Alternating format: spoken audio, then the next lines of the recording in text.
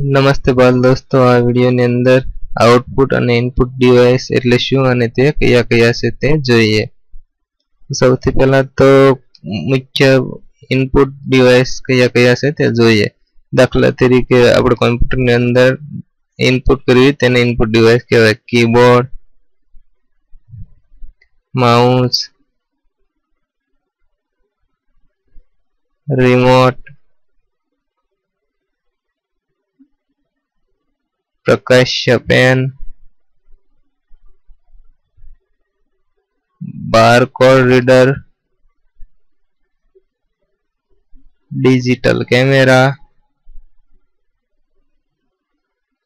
scanner, MICR, OMC optical mark reader,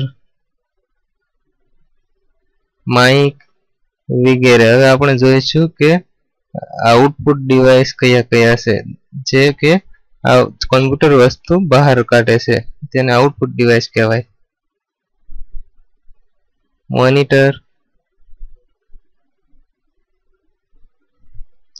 પ્લોટર,